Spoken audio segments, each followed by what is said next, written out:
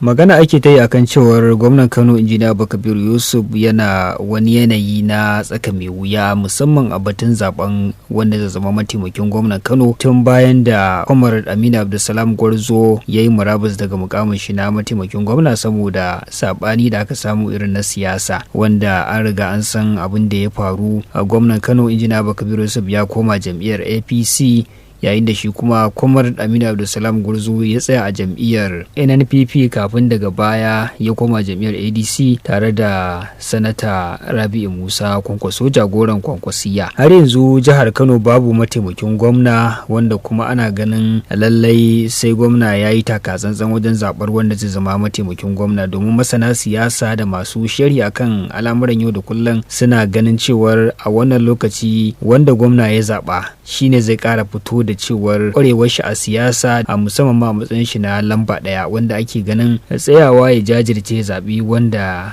jihar Kano za ta yi alfahari da shi. Hakan ne zai ba shi damar yin gwamnan Kano a tenuwa ta biyu, wanda da yawa ana ganin idan har gwamna ya jajirce ya zabi mataimaki wanda al'ummar Kano suke so kuma suka yarda da ingancin shi, to gwamnan zai iya samun damar tenuwa ta biyu a zaben 2027 cikin sauki. Idan kuma gwamna bai yi taka tsantsan wajen zabar wanda zai zama mataimakin shi ba, ya zabi wanda al'ummar Kano ba su gamsu da shi ba kuma suna ganin ba shi da wani kafasitin ya zama mataimakin gwamna, to wasu suna kallon hakan zai jawo nakasu a zaben 2027 ga gwamna wanda ake ganin zai iya rasa kujerar shi ta gwamna saboda bai yi dace da zaben mataimakin da ya cancanta a ci ya zabe shi a matsayin mataimaki,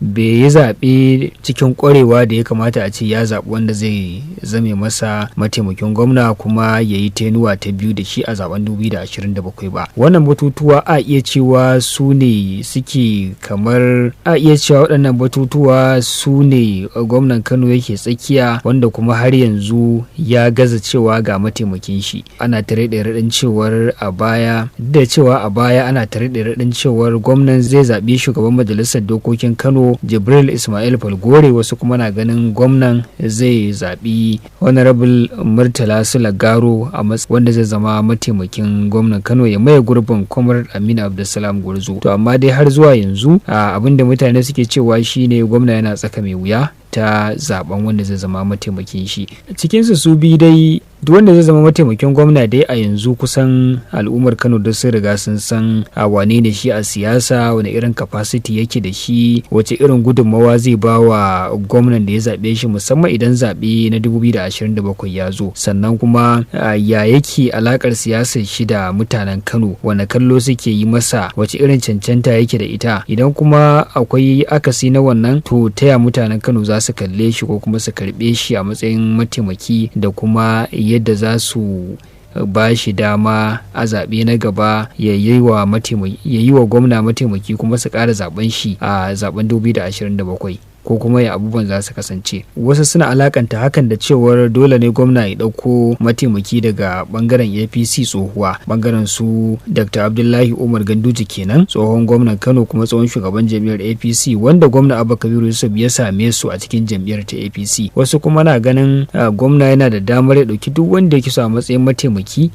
ko wanda suka shiga jam'iyyar APC tare, wasu kuma wanda suka shiga ma jam'iyyar APC tare domin shi gwamna ne lamba ɗaya ne kuma yana da damar ya abin da yake so musamman abin da ya shafi naɗe-naɗe na manyan mukamai a gwamnatin shi. Wasu kuma na ganin duk da haka dai lallai akwai buƙatar a ce an yi raba daidai kamar yadda aka yi wasu, kuma wasu suke ganin an yi raba daidai din musamman tun lokacin da aka yi zaɓe na sabbin shugabanni na jam'iyyar APC. Waɗannan batutuwa dai musamman ma batun zaben mataimakin gwamna da kuma halin da gwamnan Kano yake ciki na wane ne zai zama mataimakin shi, wa zai zaɓa a matsayin mataimaki, shine abin da ake da tattaunawa a wurare daban-daban da kuma sha'ani irin na siyasa da kafofin sada zumunta, wanda lokaci ne kawai zai tabbatar da hukuncin da gwamnan Kano Injiniya Abba Kabiru Yusuf zai dauka akan wanda zai zama mataimakin shi. Kila sauran maganganu kuma sun biyo baya. Za mu ci gaba da kallon wannan batu da ma sauran batutuwa da suka shafi siyasar Kano musamman da a yanzu a iya cewa ita ce tafi daukar ɗumi fiye da sauran jihohi na Najeriya, da kuma siyasar Najeriya ma za mu ci gaba da kallon bututun da suka dabaibaye ta, da kuma al'amuran da suka shafi tattalin arziki, zamantakewa, tarihi da al'adu, da bangaren nishadi, wasanni da makamantansu. Idan wannan ci haduwar farko da tashar mu, kada a manta da yi mana subscribe, kuma a rika yi mana sharing da like har ma da tattaunawa game da abubuwan da muke wallafawa domin samun su da zarar mun wallafa. Mun gode.